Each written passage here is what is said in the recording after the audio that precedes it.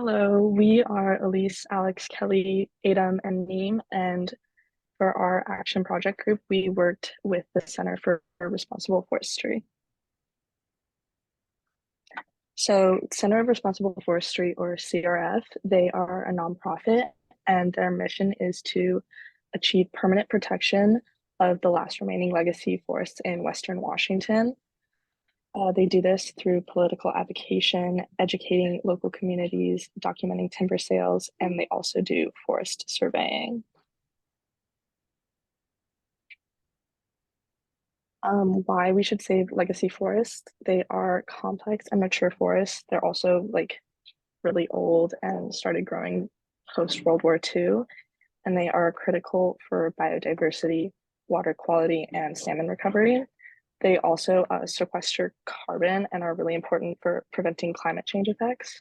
And by not cutting down these older carbon dense forests, you avoid emitting like 31 million metric tons of carbon. They are also very resilient like systems, and they are less prone to wildfires, flooding, and droughts.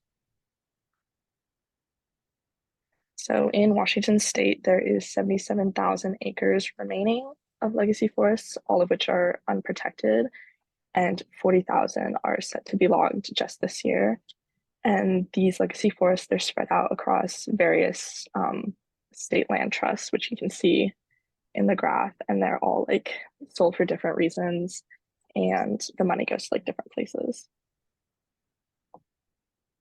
So despite all of what I just said, we're not advocating for completely eliminating timber harvesting.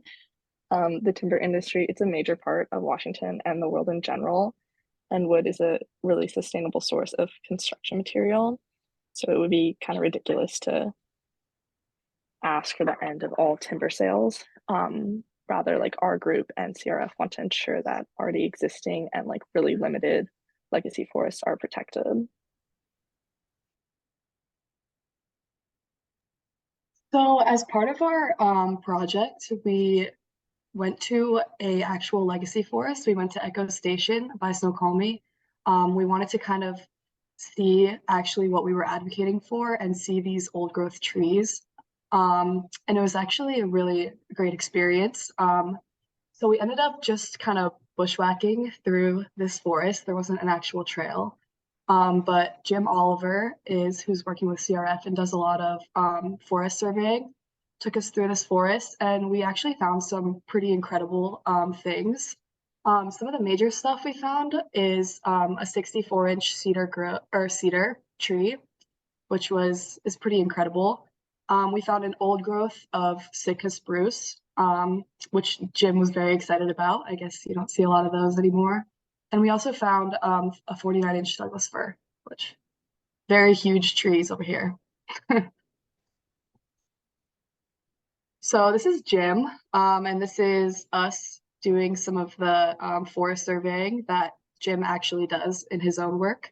So we just kind of measuring the diameter of the tree. These are both cedar trees.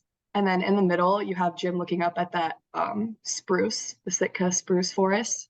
And then Jim was telling us about the soil quality, because in legacy forests, the soil quality is a lot more rich, which is part of the reason why we need to protect them. And it allows for this very like biodiverse landscape. And yeah, one of famous quote by Jim was that this forest is legacy AF. So that was pretty incredible. And these are just some more pictures. As you can see, we were just kind of walking through, no exact trail, but we were heading towards, we wanted to walk through a legacy forest and head towards a recent clear cut. So you'll see that in the next screen. So this is where the clear cut took place. You can see there's kind of a border where all those like older trees are, and then it's just very just sparse trees. These were all replanted. And the requirement is to leave 8 trees per acre to protect the forest. But these timber companies often leave the thinnest trees that obviously they want the thicker trees and the older trees. for more timber production and more profit.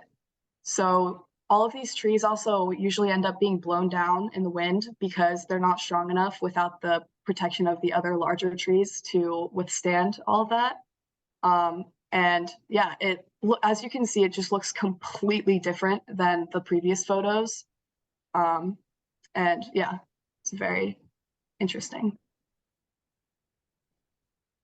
So some further research we had done on the University of Washington's potential involvement with legacy forests, particularly UW land trusts, where they may have state lands granted to them that hold legacy forests, and the UW can and often does sell this trust land to fund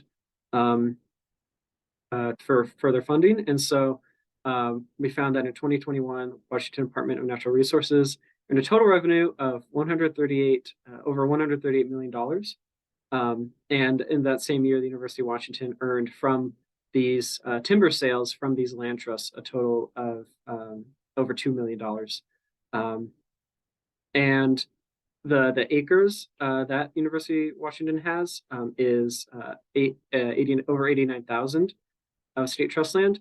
The question, though, and to the right there's a list of the various land sales in the past back to 2016 of timber sales that the University of Washington was a part of.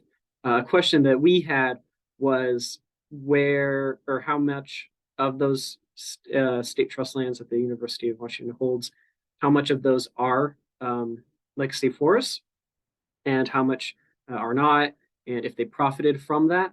And unfortunately, there isn't great record keeping for that, and it may be an interest because these lands are unprotected, that it might not be a consideration to check what lands are truly legacy forests or not. And that's part of the work that CRF does, is go out and monitor and discover what forests are legacy forests and how healthy they are, and map them themselves. Elise had reached out to the DNR to see if what lands, how much revenue the University of Washington received in total, as well as the percentage of each sale that UW received from that, and the acreage of each of those sales, and just kind of a further breakdown, because again, as mentioned before, there weren't as many details as we would like when it comes to these timber sales involving the university. And again, unfortunately, the DNR had not given us that information. As they say, they're delayed due to capacity issues, but they did give us a date for when they would give us that information, but it's not as useful as an immediate response if the records were kept, or if they had more resources to keep track of those records. So right now we don't know the full breakdown percentages of trust land and legacy forests, and how much money the University of Washington got from legacy forests specifically. And it's unfortunate that we don't have those records to keep a more stringent, hold the university more accountable to protecting those lands. But we did what we could with the information we had. So our entire group had a very profound feeling from our hike that we went on, learning all about the system, all the different organisms that make it what it is, and all the small details that CRF was able to point out to us, and then coming and finding a clear cut where all those unique factors have been stripped from the land, and the forest is basically unrecognizable. And this profound experience is something that we wanted to share with the rest of the UW community. And so we set out with CRF to design a community hike, not at the same location, but a similar one where we hope that people would be able to feel a similar experience. So we developed these flyers and a sign-up sheet. They have information on them, and they lead to a sign-up where people would be able to come and join us on our hike. And as you can see here, we set these flyers in locations that we felt were highly trafficked, reaching as many UW students as we could, and it was very targeted. And all the information on the poster was directly related to UW's involvement with cutting legacy forests. Another avenue that we took was posting the flyers onto our social media. And so you can see here, we have it reposted a couple different times with the QR code again so that people can join on the hike. Despite this, however, and despite our best efforts, we were only able to receive 2 signups for our hike, and we had to cancel, unfortunately, although this is not the end of the world. We were still able to align with one of CRF's primary objectives, and that was to educate the public as to why these legacy forests are so ecologically important and how these institutions such as UW perpetuate their destruction. Our flyers that we posted to social media were reposted by multiple people who are uninvolved in our organizing process, allowing us to reach an audience much bigger than any of us could singularly reach. And furthermore, by being able to target UW students, we specified which people we want to come on the hike, and people that we believe it would have the most profound effect on, the people that would be able to bring about the most change when it comes to UW's policy. So going forward, there's some possible solutions. So maybe organizing hike months in advance would allow people more time to plan out and say, oh, maybe I can go on this day. Maybe not have our hike so close to finals week, because I feel like we didn't get a lot more signups because everybody was maybe studying or stressed and they probably didn't have the time to go on a hike. And we want to post flyers in like other towns outside of campus, like Capitol Hill, Fremont, Bellevue, so that we can get more people involved and not just UW students limited to like that target audience. We want to have a booth to hand out the flyers and like advocate more in person. I don't think a lot of us had time for that this quarter. So next time going forward, that's something we would like to implement. Some takeaways from this are that community engagement can be very difficult to organize, seeing that we put up 50 posters, but only, and like we shared on social media, but only 2 people signed up. Legacy versus tree farms are very different, and there needs to be a lot more awareness that needs to be raised. And coordination with a large group can sometimes be difficult, but it helps to break out the work responsibilities like between different people. And we would really like to thank CRF. We would like to give a huge thanks to Brel, Jim, Peter, and Iric for their help throughout this process. We learned a lot, and we will continue to fight for the protection of these important trees.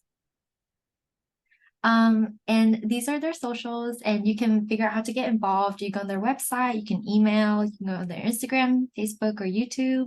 And thank you so much for listening to our presentation. Nice. Nice.